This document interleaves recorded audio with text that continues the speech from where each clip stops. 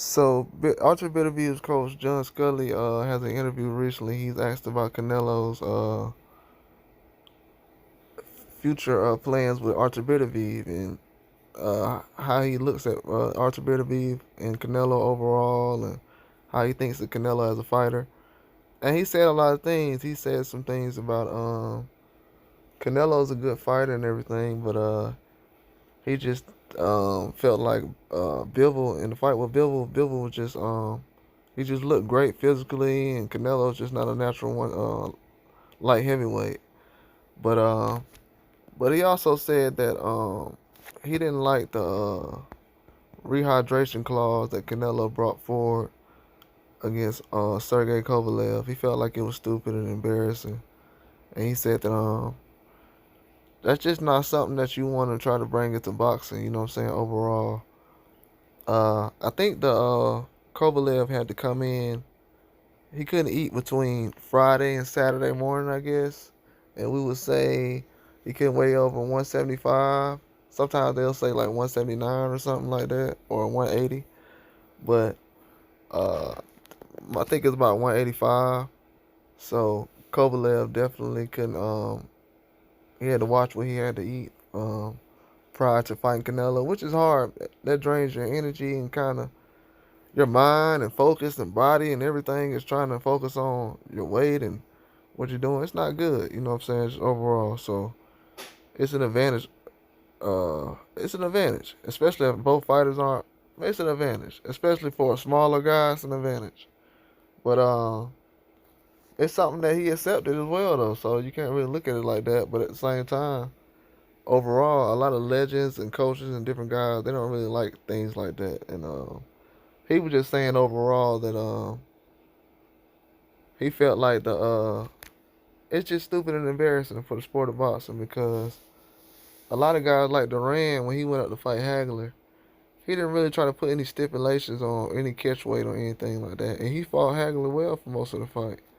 So at the same time, you gotta look at different things like that. But overall, uh, overall, guys just really don't try to really look at what Canelo does as far as different things.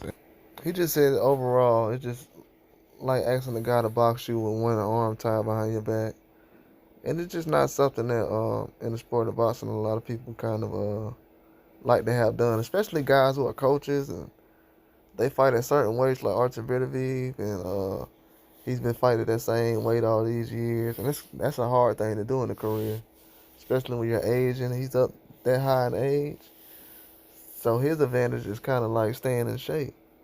So for him to want to, for somebody to want to say, hey, we want to cut 5, 6 pounds off of your when when you normally, you normally weigh in at 185 that morning. We want to cut that down to 180. And that's gonna affect a guy like Artur Beterbiev. You can go in there and stop a guy like that. So, and he feels like that plays a part in a fight like with Kovalev. He felt like Kovalev had a lot of weight cut down off of him. So that's definitely not something that a lot of people in the sport are really impressed with. Stopping the guy on a rehydration clause, and that's the one thing I've said recently. A lot of people like to dance around the fact that Canelo puts down the rehydration clause on a lot of guys. But when I try to bring that up, people don't want to hear it. And a lot of people in the boxing industry bring it up all the time. But if you bring it up with Tank Davis, people will say, oh, yeah, I agree with you, but not with Canelo. But I'll break that down later on, though. But at the same time, Canelo, he's done a lot of things like moved up in weight, but I also have to tell the people, y'all gotta watch what y'all say about other boxers because somebody like me, I know the sport of boxing. I know how much guys will walk around it and different things like that. So Canelo's always been a big guy. So for him, fighting Kovalev is not really a big deal in my eyes. And that's not to take any advantages toward Canelo because I feel like he always challenges himself. You know what I'm saying? He doesn't take any weak guys. He can fight some guys who's way worse than what he fights. I've seen guys in the industry do that, so I won't try to. It's a couple of fights though. Like overall, like I've say cause it's getting to a point now. Like, I don't want to go through a guy's career and say, man, I wish I would have seen him fight this guy, this guy. If I could say about 10 guys, I wish I would have seen Canelo fight in his career, and all those guys is active right now, and he doesn't fight them, that's a stain on your career for me. It wasn't 10 guys in boxing when Floyd retired. I was like, oh, I wish he would have fought those guys. It wasn't. So at the same time, it's a big difference. And if he goes out like that, it's not gonna be good.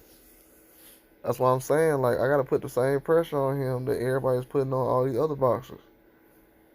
Y'all want certain guys that y'all like to have advantages and not have any kind of criticism.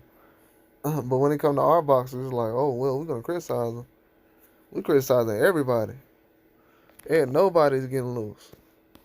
And the rehydration clause got to come to an end. Whether it's Canelo, Tank, I don't care who you are. If you're doing rehydration clause, we're going to call it out. We're going to stay calling it out. We ain't going to forget about it. And we're going to bring it up all the time. So watch what kind of rehydration clauses you do.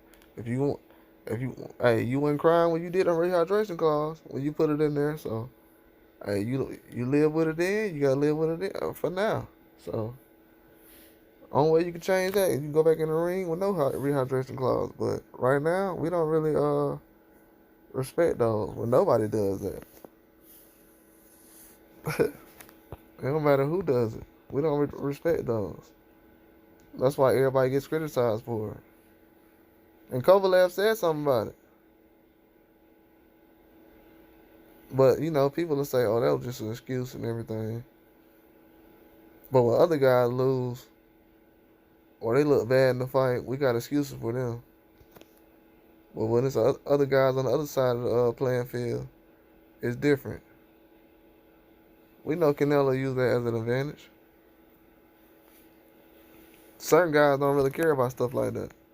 I haven't heard a lot of guys in the 90s and 2000s doing things like that. Evander Holyfield, different guys like that. They just went in the ring, fought whoever it was at whatever weight. That's why those guys is legends like that. It's a different kind of thing. It wasn't no thing about contracts going on and stuff like that. But now people would be like, oh, he wasn't a good businessman. He should have known what his contracts was. But you the same person that'll turn around and say, oh, we just want to see the fight. So, man, come on, man. Y'all don't even know what side y'all want to be on. Y'all too antsy and jumpy about things. You got too many feelings in boxing. Like, can we just stick to the facts and what the rules is and keep your feelings to the side? When it comes to Canelo, there ain't too many rules that he's been following lately, especially when it comes to mandatories. Like, we giving him too many passes. He's lost recently. He's not at the point where now he can do whatever he wants. Nah, that's protection. We're not protecting anybody. Not at this point. Not when you're doing rehydration clauses. Him and Tank get criticized every day. And Canelo's the face of boxing, so he got to get criticized every day as well. Because he's doing the same thing. We can't let that ride. I'm definitely not going to. Hey, it's being done. People cool with it. So I'm just reporting the news. That's all that's going on. That's all that's going on. Nothing different. I'm not putting any kind of extra information on it that's not true. All that stuff I'm saying is definitely happening. But that's all I got though. Like and subscribe.